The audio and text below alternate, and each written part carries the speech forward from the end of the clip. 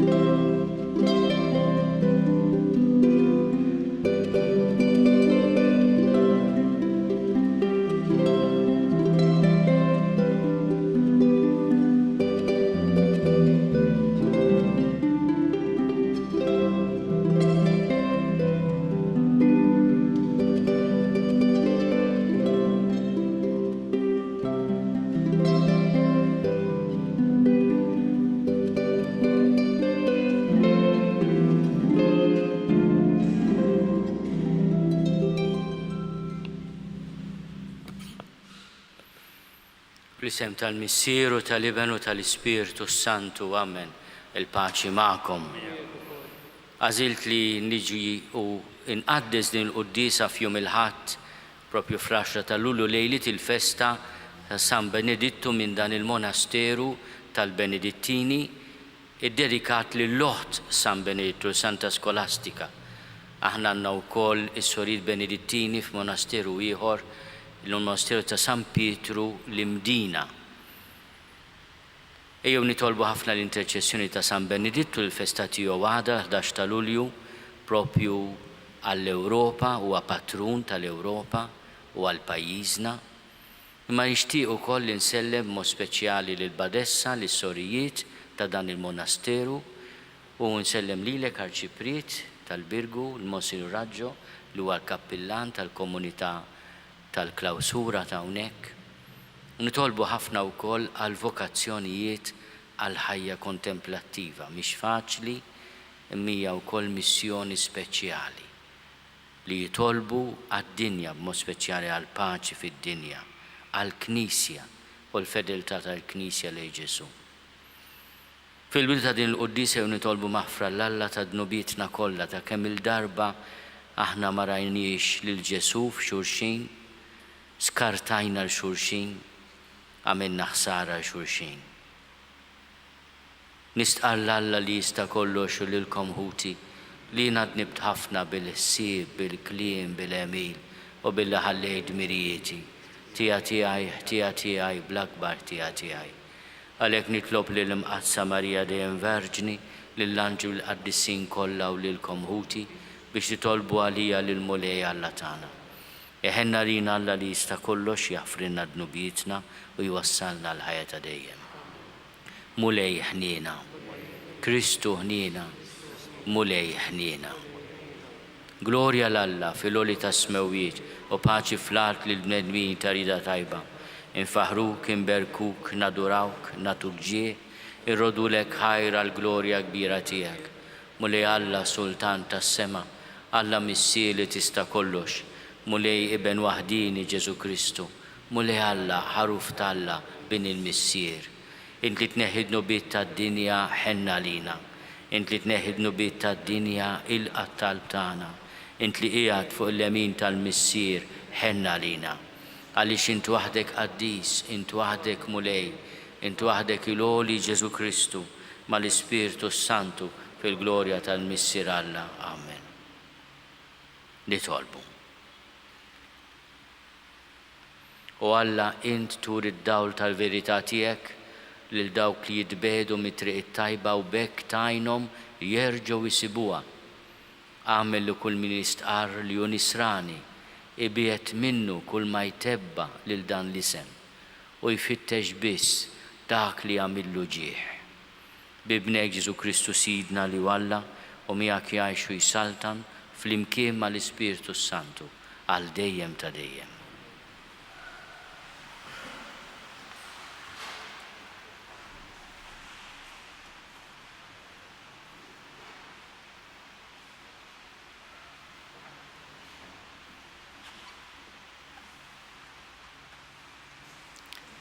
Mill-ktieb tad-Deuteronomju. Mosè kellem lill-poplu qal: Il-mulej jifraħ bik u jagħmel il-ġid miegħek jekk int tisma' l-kelma tal-mulej Alla tiegħek u tħares l-ordnijiet tiegħu u l-liġijiet miktuba fil-ktieb ta' din il-liġi. Jekk terġa' lejn il-mulej Alla tiegħek qalbek kollha u bruħek kollha. Din il-liġi li qiegħed nagħtik illum mhijiex tqila għalik u anqas il-bogħod minnek. Mhijiex fis-sema biex intgħid min se jartlanna is-sema jġibilna u jsemmaħħilna u nagħmluha. U anqas ma jilem mill-baħar biex int tgħid min se jmur lemm mill-ibħra u jġibilna u jsemmaħħilna u nagħmluha. Imma din il-ħaġa qrib tiegħek sewwa f'ommok u f'moħħok biex tagħmilha. Il-kelma tal-mulej. Il-preċetti tal-mulej dritti u jferħu l-qalb flimkien. Preċetti tal-mulej dritti u jferħu l-qalb. Il-liġi tal-mulej perfetta u tagħti l-ħajja. Ix-xhieda tal-mulej isewwa u tallem lil min ma jafx flimkien. Preċetti tal-mulej dritti u jferħu l-qalb.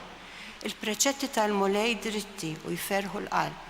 Il-kmandament tal-mulej safi u jdawwa l-għajnejn flimkien. Il-preċetti tal-mulej dritti u jferħu l-qalb.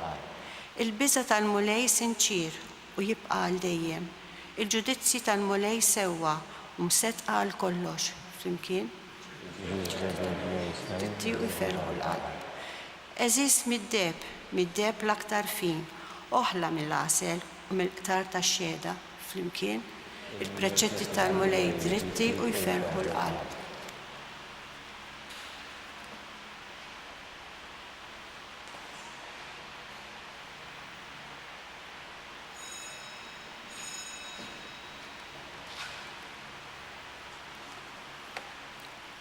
Qari mill-littra ta' San Pawla Apostlu lil Kolossin. Ħuti, Kristu l-ġbija Alla li ma jidirx, il-kbir fost il-ħlejjaq kollha. Għax fih kien maħluq kollox fis-sema u fl-ard. Dak kollu li jidher u dak li ma jidirx. Troni u ħakmiet, prinċipati u setat. Kollox bih u għalih kien maħluq. U li hu qabel kollox u kollox fih qiegħed iżomm. U r-ras tal-ġisem li hu l-Knisja. U li hu l-bidu, il-kbir li qam mill-imwiet sabiex kunu l-ewwel f'kollox. Hekk Alla jogħġbu li tammar fih il-milja kollha. Bih Alla għoġbu jerġa' jħabbeb kollox miegħu. Bid-demm tiegħu imxerret minn fuq is-salib. Ġib is-slim permezz tiegħu fis-sema u fl-ard. Il-kelma tal-mulej.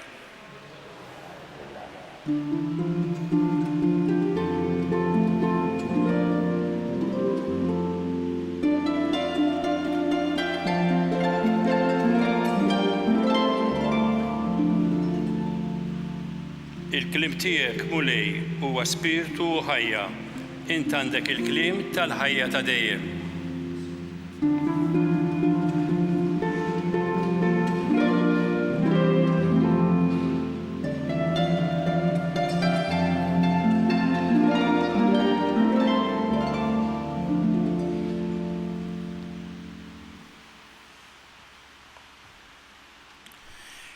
Il-mulej ma'kom, qari mill-Evanġelju skont San Luqa, glorja lilek mulej. F'dak iż-żmien iqum wieħed għaref fil-liġi u biex iġarrab lil Ġesu staqsih: Mgħallem, x'nagħmel biex niret il-ħajja ta' dejjem? Qallu Ġesu: Fil-liġi x'hemm miktub? Inti x'taqra fija? U dak wieġeb: Int għandek tħobb il-mulej Alla tiegħek b'qalbek kollha, b'ruħek kollha, bil-qawwa tiegħek kollha u b'moħħok kollu u lill-proxmu tiegħek bħalek innifsek. Qallu Ġesu: Sewwa weġibt, għamel hekk u tgħix. Iżda dak biex joħroġ u li kellu raġun qal lil Ġesu: U l-proxmu tiegħi minnu? U Ġesu reġa' qabad jgħidlu: Wieħed raġel kien nieżel Ġeriko minn Ġerusalemm u waqa' f'idejn il-ħallelin. Dawn neżżawh biċruh biswat u telqu u ħallewh nofsu mejjed. Inserta kien nieżel qasis minn dik it-triq u rah għadda minn mal-ġenb u baqa' sejjer. Hekk ukoll wieħed Levita meta wasal hemm u rah għadda minn mal-ġenb u baqa' sejjer. Imma kien għaddej minn hemm wieħed Samaritan. Wasal ħdejh, rah u tħassru. Resaq lejh, dewwielu l-ġrieħi biż-żejt u l-imbit u rabathomlu u mbagħad telgħu fuq il-bima tiegħu waslu f'lukanda u ħaħsiebu. L-għada ħareġ biex tgħin flus tom lil tal-lukanda u qallu: Ħu ħsiebu, jekk tonfoq xi ħaġa iżjed, irroddilek jien meta nerġa' ngħaddi. Minn dawn it-tlieta int, min jidhirlek li ġib ruħu ta' proxmu ma' dak li waqa' f'idejn il-ħallelin? Min ħenna għalih? Wieġbu dak. Qallu Ġesu: Mur u għamel hekk int ukoll. Il-kelma tal-mulej, it-tifħir lilek Kristu. Tal-Evanġelju jinħafruna.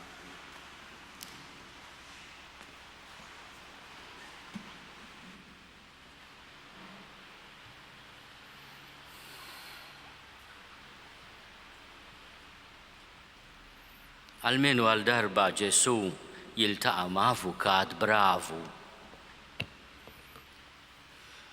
Imma li xorta kellu bżonn jitgħallem xi ħaġa minn Ġesu. Dal-avukat dal-għarif tal-liġi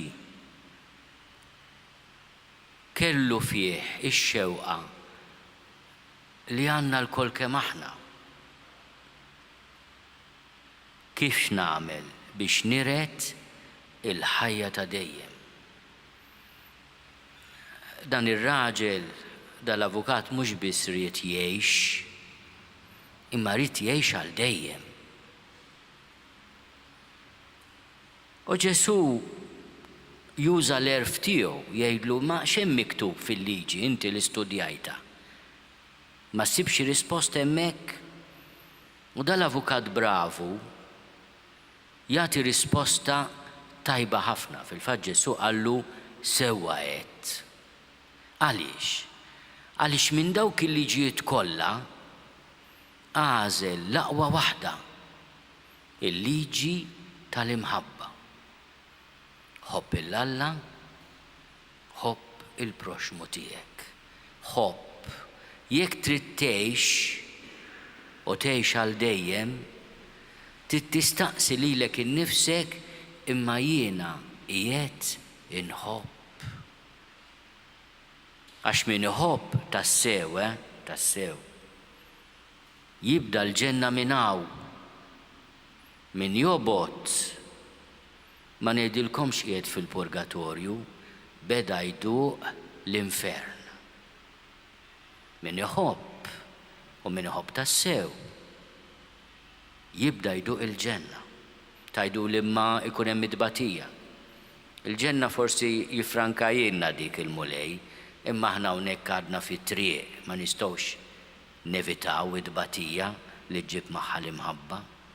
Min hu missieruhom jifhimni mal-ewwel x'irrid ngħid. Imma l-avukat trid joħroġ ta' bravu u fil-fatt irnexxielu għax il-Ġesu qallu madana qed ngħidu fil-liġi hemm ħobb il-proxmu tiegħek bħalek innifsek, imma dal-imbirek proxmu minnu. L-net ħan nifhmu fejn ġejja l-kelma proxmu, l-kelma proxmu għana fil-lingwa tagħna ġejja mill-kelma prossimo bit-Taljan li tfisser il-qarib. Minu l-qarib tiegħi, minu l-qarib tiegħi. Aħna ħafna drabi nużawha għal dawk li jiġu minna, u meta nfatt fis-Santa dik l-aħħar waħda li għamlunna jgħidu ħalli jibku il-qraba u l-ħbieb, imma dik l-aħħar Santa li għamlunna. Il-qraba, min il-qarib, il-prossimo, ma minu dal-qarib? Xi kuġin min jiġi minni, minu? U Ġesu jagħtina waħda mill-isbaħ parabboli fil-Vanġelu. Llum qed nisimgħu il-qalb ta' Ġesu tkellimna. Fl-antik fil-Knisja meta kienu jaqraw din il-parabba li smajna llum, kienu jifhmu li Ġesu qed jitkellem ukoll fuq innifsu, qed jitkellem fuq innifsu. Qed jitkellem fuq innifsu. Is-Sammaritan it-tajjeb. L-ewwel is-Sammaritan min kien fil-żmien ta' Ġesu? Dak li kien imwarrab għax is-Sammaritani allut osservanti kienu dawk li il-reliġjon tagħhom mhix aċċettata ta' sekonda klasse. Kien wieħed imwarrab li meta ra ludi mixħud lon it-triq, imneżza, imbiċċer, imħolli għal-mewt, skartat, resaq leħ u ħaħsiebu. Ġesu minnhom fil-parabola jsemmi wkoll il-qassisin, l-inna tal-kullar u l-leviti, mhux bil-forsi s-seminaristi, ħanejdu dawk tal-Knisja, dawk ta' ġewwa, dawk ukoll rawħ lil dak il-ludi, vittma tal-ħallelin, kważi maqtul u b'neżarwien u baqgħu għaddejjin, ħarsu u baqgħu għaddejjin. Aħna se nagħmlu meta l-proxmu tagħna ikun fil-bżonn. Din hija domanda li hemm bżonn nagħmluha lil nfusna. Għaliex Ġesu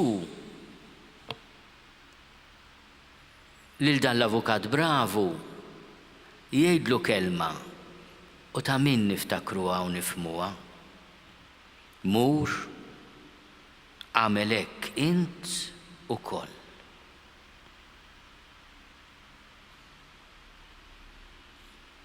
U hekk tgħix. Hekk tgħix. Min irid jgħix ta' nies iqis lil ħuħ, lil oħtu, lil kull min jiltaqa' miegħu bħala proxmu. U f'liema stat hu. Aħna llum lejlet il-festa ta' San Benedittu din il-Knisja imbierka bil-preżenza ta' sorijiet kontemplattivi tal-klawsura. Nitolbu ħafna għal pajjiżna, għal kontinent tagħna l-Ewropa. Tant għandna Sammaritani tajbin anke f'pajjiżna. Tant għandna nies li għalkemm għaddew mill-umiljazzjoni li jkunu mwarbin ma għadux jinfnew bir-rabja għal dak li ġralhom, imma taw ħajjithom għal ħaddieħor. Jiena nammira ħafna l-poplu tagħna meta kull meta jkun hemm appell għall-għajnuna ikun xi tkun. Aħna nagħmlu ħilitna bil-ftit u bil-ħafna u nagħtu daqqatit. Kemm hi ħaġa sabiħa din. Li l-poplu tagħna mhux jagħlaq it-television jew il-medja jew inkella ma jimpurtax. Kultant inkun qed nirrispondi xi telefonata f'xi maratona ikkun xi tkun. U nkun qed inkellem in-nies u jgħiduli mill-ftit li għandi sinjur. Itlob għalina u dik il-ħaġa jiena temozjonani. Għax nifhem li l-poplu tagħna mhux kapaċi idawwar ħarstu fejn hemm il-bżonn jagħti semu. Hemm bżonn nirringrazzjaw il-Alla ta' dan it-tajjeb li hemm fina u fostna. Imma hemm bżonn ukoll ħuti noqogħdu attenti mill-velenu fin li ġanna meta nħarsu lejn il-proxmu, speċjalment jekk ma naqblux miegħu għax ta' kulur differenti f'muni. Nħarsu l-hemmhekk. Ħallih ħajaqla mħaqqa ta' mhux kliem. Meta l-mulej jgħidilna mmuru għamel hekk mhux hekk. Imma nagħtu kasi xulxin. Nevitaw allura għax din mhux qiegħda fid-dem tagħna, l-aħwa mhix qiegħda fid-dem tagħna din li se nsemmi, nevitaw il-kultura tal-iskart. Kemm weġġajt nisma' jien li kien hemm xi ħadd kellu ħaddiem mhux Malti kien dal-ħaddiem, korrielu fuq ix-xogħol, poġġih fil-karozza u ramih għalon it-triq. Propju bħal tal-parabbola di. Isu xkora zibel ħan nitkellem ċar. U bniedem ipprova jgħinek ħallastu bil-boqxiex aktarx titraħek ta' zibel. Dik hija l-kultura tal-iskart l-aħwa. Għax ta' kulur differenti mhux qed ngħid issa il-kulur tan-nuċċali f'muni, il-kulur tal-ġilda. U inti tarmieħ il-kultura tal-iskart. Jew inkella l-ħajja fil-bidu tagħha għax mhix perfetta kif nixtiequ għal kulħadd. Ma mhux kulħadd jitwieled perfett. Għalhom mhux perfett niskartawh. Jiena nikkommovi ruħi meta il-poplu Malti jkun ġenerus mad-dar tal-Providenza. Id-dar tal-Providenza hija monument ta' kultura li tgħid dawk ħutna mhumiex skart se nieħdu ħsiebhom. La npoġġuhom fil-friża u la noqtluhom alla ħares għax kien hemm żmien fl-istorja tal-Ewropa meta residenti bħal manna fid-dar tal-Providenza kienu joqtluh. Għax m'intix tajjeb biżżejjed biex ma ngħidux ukoll li l-Kapurjuni Ewropej riduna nemmnu li inti għandek dritt toqtol it-tarbija fil-ġuf. M'hemm xar minn dal-iskart u jgħidulna dan huwa dritt fondamentali tal-bniedem, id-dritt li toqtol, tarbija innoċenti. U l-Kapurjuni kbar ta' ma nsemmix ismijiet għax kulħadd jafhom. Għandna jkollna iżjed sens tad-dinjità tal-bniedem. Aħna li ninkwetaw bil-qtil fil-gwerer. Imma mbagħad ngħidu li għandna dritt noqtlu t-tarbija fil-ġuf. Ifhmu intom x'sens fih da. X'sens fih. Jekk mhix kultura tal-iskart dik. Li inti bniedem tarbih mal-ġemp. U jew inkella taraħ fil-bżonn u tibqa' għaddej. Mhux problema tiegħi jagħmlu ħaqqa kemm ngħidu għadik u nitkażaw b'xulxin. Is-Samaritan aħna ngħidulu t-tajjeb li jgħix fil-ħajja tiegħu l-esperjenza li tkun skartat għax li tkun Samaritan fi żmien Ġesu kienet li tkun skartat. Is-Samaritana l-oħra l-mara li Ġesu ltaqa' magħha ħdej il-bir ta' Ġokob qaltlu inti ludi titlobni nagħtik l-ilma aħna ma nitkellmux ma' xulxin. Qas nitolbu flimkien aħna. Jisu Alla kulħadd għandu Alla tiegħu. Aħna l-Maltin kultant ngħidu kulħadd Alla għalih, imma ħalliha dik.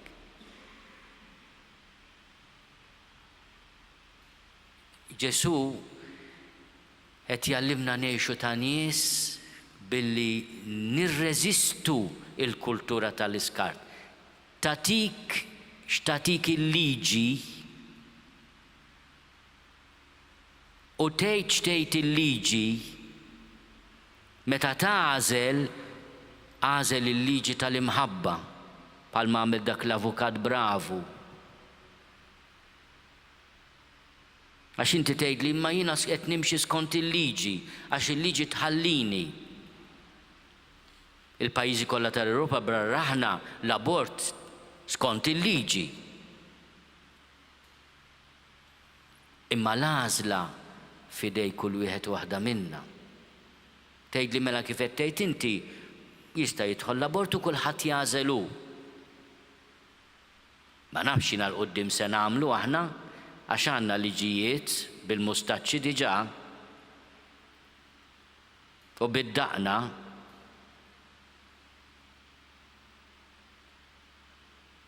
imma aħna nippretendu mis-soċjetà tagħna aħjar. U għalhekk nitolbu anke llum l-interċessjoni ta' San Benedittu Patrin tal-Ewropa biex il-kelma ta' Ġesu, il-proxmu tiegħek, huwa dak ħuk li għandu bżonn. It-tarbija għadha titwielet, it-tarbija fil-ġuf, dik hija l-persuna innoċenti li għandha bżonn mhux min jiskarta jew poġġiha fil-friża biex xi darba jiġi xi ħadd jadotta.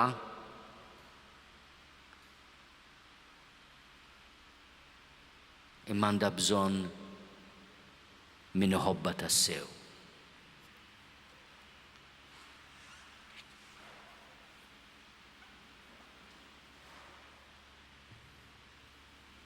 Jiena nemmen f'Alla wieħed il-Missier li jista' kollox li ħalaq is-sema u l-art, dak kollu li jidher u dak li ma jidirx. U f'Mulej wieħed Ġesu Kristu, Iben waħdini ta' Alla, imnissel minn Missier qabel kull żmien. Alla minn Alla, dawl minn dawl, Alla veru minn Alla veru, imnissel mhux magħmul, natura waħda mal-Missier u bih sar kollox.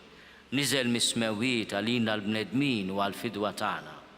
U ħal-ġisem bis-seta tal-Ispirtu Santu minn Marija Verġni u sar bniedem. Salbuh għalina bata taħt Ponzju Pilatu, miet u difnuh. U fit-tielet jum qam minn bejn l-imwiet skont il-kotba mqazza. U tela s-sema u jgħad fuq il-lemin tal-Missier. U għandu jerġa' jiġi bil-glorja biex jagħmel mill-ħajjin u mill-mejtin. U s-saltna tiegħu ma jkollix tmiem. U fl-Ispirtu Santu mulej li jagħti l-ħajja li ġej mill-Missier u mill-Iben, li hu meqjum u mweġġa flimkien mal-Missier u mal-Iben u li tkellem fom il-profeti. U fi Knisja waħda, qaddisa, kattolika, apostolika, nistqar ma'mudija waħda għal-maħfra ta' dnubiet u nistenna l-qawma mill-imwiet u l-ħajja ta' żmien li ġej. Amen. Ejjew irresqu t-talb tagħna quddiem il-Mulej bl-interċessjoni ta' San Benedittu ta' oħtu Santa Skolastika, mod speċjali għall-Ewropa, għall-pajjiżna, biex qatt ma tikber fostna l-kultura tal-iskart imma l-kultura tal-imħabba għall-proxmu. Nitolbu ħafna l-paċi fid-dinja, mod speċjali l-paċi fl-Ewropa wkoll, il-paċi soċjali, il-ġustizzja soċjali. U nitolbu biex aħna nkunu bennejja tal-paċi fl-imħabba ta' bejnietna. Nitolbu għal ħutna l-mordna b'mod speċjali dawk mill-quta mill-COVID-19. Nitolbu biex aħna nkomplu l-kultura li nieħdu ħsieb xulxin. Nitolbu għal dawk li qegħdin iżuruna għal vaganzi biex isibuna poplu li jilqa' lil dawk li jkunu fostna għal żjara u għal btala u fl-istessin iħares lilhom u lilna minn kull periklu. Nitolbu biex aħna ngħixu l-ħajja tas-sew, inkunu nies ta' mħabba, għax li mħabba timla l-ħajja bil-ferħ u hija l-għadba tal-ġenna. Nitolbu għas-sorijiet ta' dan il-monasteru tal-monasteri kollha Klawstrali f'Malta biex il-mulej jibirek il-dawn is-sorijiet li qed jagħti ħajjithom għal missjoni ta' talb u ta' sagrifiċċju għall Knisja, għall Papa u għad-dinja. Nitolbu għal ħutna l-mejtin biex int mulej tagħtihom il-mistrieħ ta' dejjem. Nitolbuk mulej biex bl-interċessjoni ta' San Benedittu u Santa Skolastika u tal-qaddisin kollha tal-Ordni Benedittin inti tagħtina dak kollu li għandna bżonn fir-ruħ u fil-ġisem bi Kristu Sidna.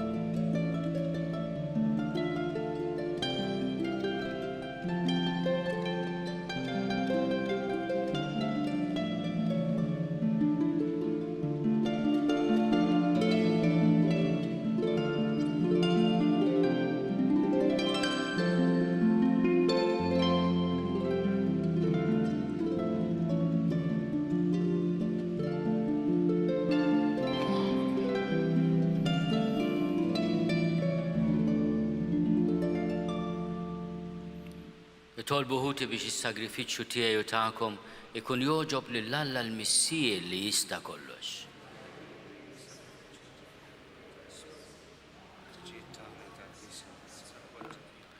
Ħares mulejn lejn l-offerti li l-Knisja qiegħda tagħmillek hija u titolbok u għamel lil poplu fidil tiegħek jieħu minnhom is-saħħa biex jikber fil-qdusija bi Kristu Sidna. Il-mulej magħkom. Nerfgħu qlubna l fuq. Niżuħaj lil mulej Alla tagħna. Sewwa u xieraq tas-sew mulej missier qaddis Alla ta' dejjem li tista' kollox. Tajjeb u taġid tas-salvazzjoni tagħna li dejjem u kullimkien inrodulek ħajr. Għax int fil-ħniena tiegħek hekk ħabbejt lid-dinja li battilna lil ibnek il-waħdini biex jifdina. U ridtu jsir bniedem bħalna f'kollox minn barra dnub biex hekk tħobb fina dak li ħabbejt fih. L-obbedjenza tiegħu ksibna mill-ġidoni li konna tlifna bid-diżubbedjenza tagħna. Għalhekk mulej aħna l-koll mal-anġli u l-qaddisin kollha infaħruk u b'ferħ kbir intennulek. Qaddis, qaddis, qaddis, mulej Alla tal-eżerċiti, ismutu l-art mimlija bil-glorja tiegħek, osanna fl-oli tas-smawiet, imbirek minn ġej f'isem il-mulej, osanna fl-oli tas-smawiet. Qaddis tas-sew int mulej, inti lajn ta' kull qdusija. Qaddis għalhekk nitolbuk dawn l-offerti bil-barka tal-Ispirtu tiegħek biex isiru għalina l-ġisem u d-demm ta' Sidna Ġesu Kristu.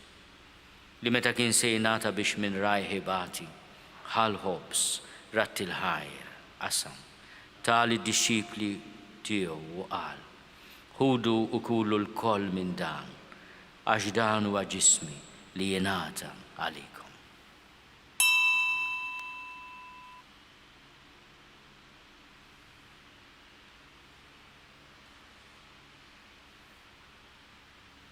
Ekku kol wara l-ikla ħal-kalċi reġa' ratti l-ħajr, tali d-disċipli tiegħu qal, ħudu u ixorbu minnu l-koll, Għax dan huwa l-kalċi ta' demmi tal-patt il-ġdid li jibqa' għal dejjem. Id-demm li jxerret għalikom u għall-bnedmin kollha għal maħfra ta' dnubiet. Għamlu dan tifkira tiegħi.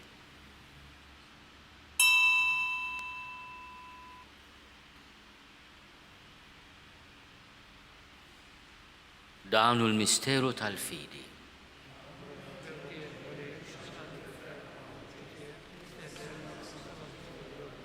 Għalhekk aħna nagħmlu dan tifkira tal-mewt u l-qawmien ta' Sidna Ġesu Kristu. Nofrulek mulej il-ħobs tal-ħajja u l-kalċi tas-salvazzjoni. U rrodulek ħajra xoġbok tilqana hawn quddiemek biex naqduk. U miċ-ċokontana nitolbu li l-Ispirtu Santu jaqadna f'ġisem wieħed lilna li nieħdu sehem il-ġisem u d-demm ta' Kristu. Ftakar mulej fil-Knisja tiegħek imxerda mad-dinja kollha.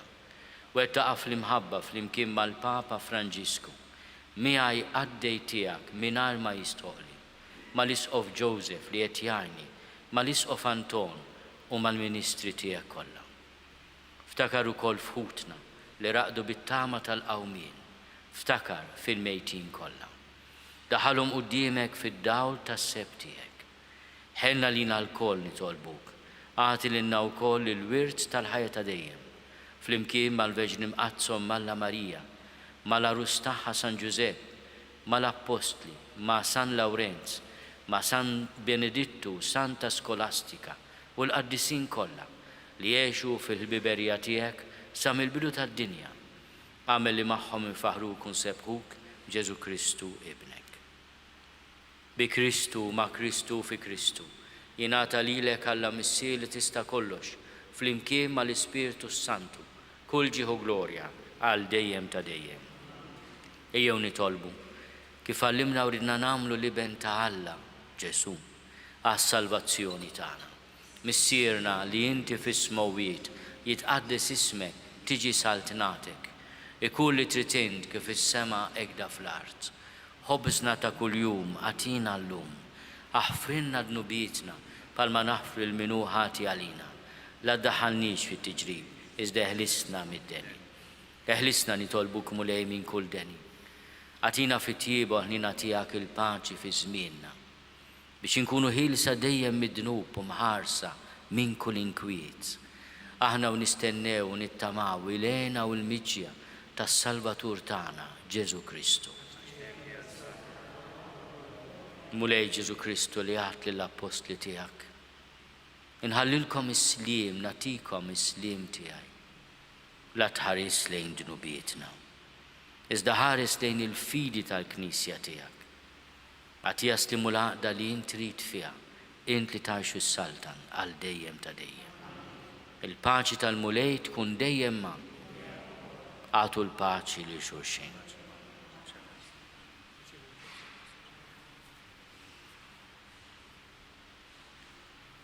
Il-ġisem flimkien mad-demm ta' Sidna Ġesu Kristu jkunu jiswew lilna li se nitħarbnu bihom għal ħajja ta' dejjem. Ħaruf talla li tneħħi dnubiet tad-dinja ħenna lina.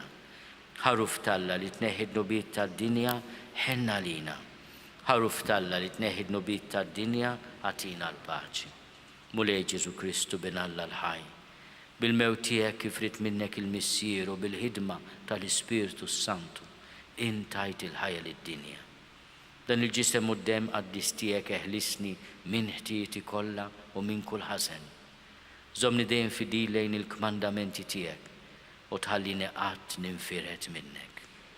Mulej Ġesu Kristu nitolbok li nitqarbina bil-ġisem u d-demm tiegħek ma tkunx il-kundanna tiegħi.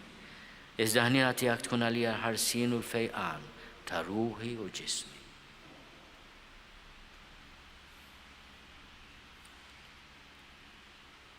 Danu l-ħaruf talla, danu li neħid nubiet tad-dinja, ħenin dawk li huma mistiedna l-ikla tal-ħaruf. Mulej ma jistoqlix li tidħol taħt is-saqaf tiegħi, iżda biss kelma waħda u ruħi tkun infejqa.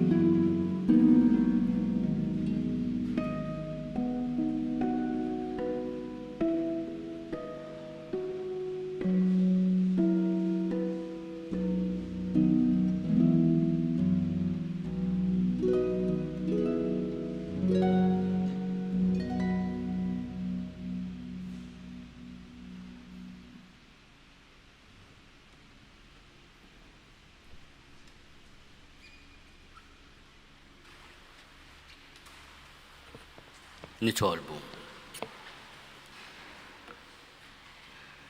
Irċivejna mulej id-doni tiegħek u nitolbuk li resqu sikwit lejn dan is-sagrament biex ikabbar fina l-qawwa s-salvazzjoni tagħna bi Kristu Sidna.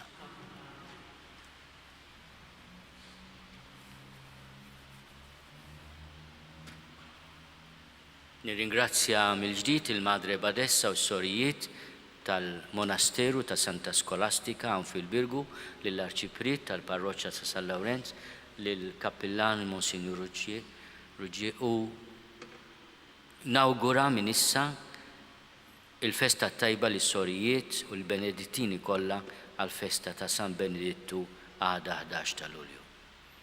Il-mulej magħkom. Ikun imbirek isem il-mulej. L-għajnuna tagħna f'isem il-mulej. Iberikkom Alla li jista' kollox, il-Missier u l-Iben u l-Ispirtu Santu. Morru fil-paċi ta' Kristu.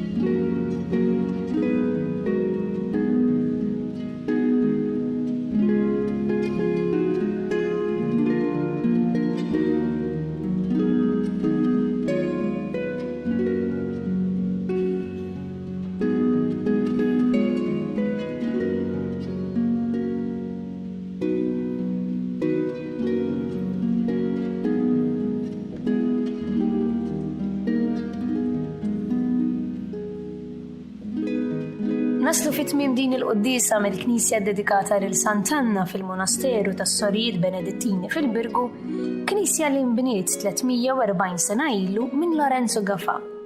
L-Ordni tas-Sorijiet Benedettini twaqqaf madwar 450 sena ilu. Bħala sorijiet jagħmlu l-voti solenni tas-safa, tal-faqar, tal-ubidjenza kif ukoll il-vot tal-istabilità. Jiġifieri li ma jiċċaqalqux mill-post fejn ikunu daħlu bħala sorijiet. Dan hekk kif titlob ir-regola ta' San Benedittu. F'dan il-monasteru bħalissa hawn 10 sorijiet ta' klawsura li żar waħda għandha 50 sena fil-waqt li l-iktar soru anzjana hija l-Badessa Marija Tira Longo li din il-ġimgħa għalqet 93 sena. Qabel intemmu din ix-xandira nfakkarkom li min jixtieq jakkwista kopja tal-pubblikazzjoni uffiċjali li tfakkar il-vjaġġ apostoliku tal-Papa Franġisku f'Malta li fih id-diskorsi kif ukoll ħafna ritratti jista' jordnaħ online fuq store.newsbook.com.mt. Nawguralkom il-kumplament tal-ħadd it-tajjeb.